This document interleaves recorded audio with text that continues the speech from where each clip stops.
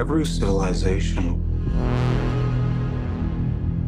was built off the back of a disposable workforce. Hey guys, thanks a lot for stopping by. So, I just saw Blade Runner 2049 the other day, and man, do I have a lot to say about this. First and foremost, I definitely think 2049 is going to go down as one of those sequels that are better than the predecessor, like Terminator 2, Troll 2, A Christmas Story 2. Anyway, 2049 was a wonderful looking film that had a very engaging story. Everybody acted tremendously well and had an atmosphere that really sucked you in. And full disclosure, first and foremost, I did not like the original Blade Runner at all. I watched it twice. I watched the theatrical cut when it was on Netflix, the cut that has all the terrible Harrison Ford narration, and then my friend let me borrow the director's cut. Not the final cut, the director's cut, which is apparently really rare to get nowadays, but I watched that as well. So I saw the original Blade Runner twice, and it's not doing it for me. Like, the movie, I just didn't like the movie. Blade Runner 1 looks amazing. It's a timeless looking movie. It has amazing cinematography and special effects. Like the way that they use the miniatures, just making those miniatures, like I want to know how they did that. But the story didn't do anything for me. I was really uninterested in it, and I always thought Deckard was a terrible main character. Probably one of Harrison Ford's worst characters, in my opinion. But Blade Runner 1 is a noir mystery film with no mystery. It's really uninteresting, but it's great eye candy. But 2049, Blade Runner 2049 improves upon its predecessor in every single way. The story is extremely engaging this time around. It keeps you on your toes with new revelations that are discovered throughout its 3.5-hour running time. Just when you think you have something figured out, boom! You don't.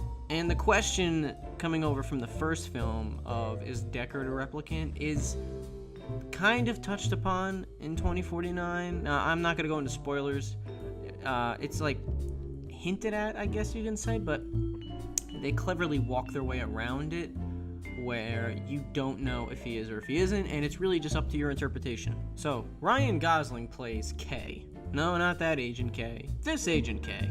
He's a Blade Runner who's struggling with his own humanity, and we follow him as he tracks down a mystery that was set in motion by the events of the first film. And Harrison Ford is back as Deckard, and this time around, I really liked him as Deckard. They inject humanity into him. And Harrison Ford himself doesn't look bored for once. Like, he's really well in this. Both Deckard and Harrison Ford. And the rest of the cast, you got Robin Wright, you got Jared Leto, you got her.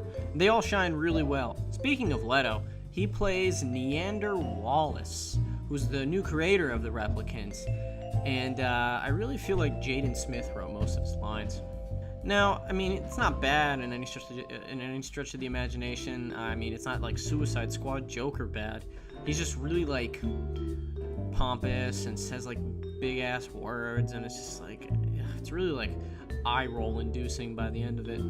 But, you know, as you can tell by the trailers for 2049, the cinematography is on point. Just like the first Blade Runner, they suck you in. They really make you feel like you're part of this gritty, disgusting world. Like, I wouldn't want to live in the world of Blade Runner. I mean, maybe I'd like to visit for a day, but I wouldn't want to live there. I mean, it's like horribly polluted, terribly cramped. People are like dying left and right.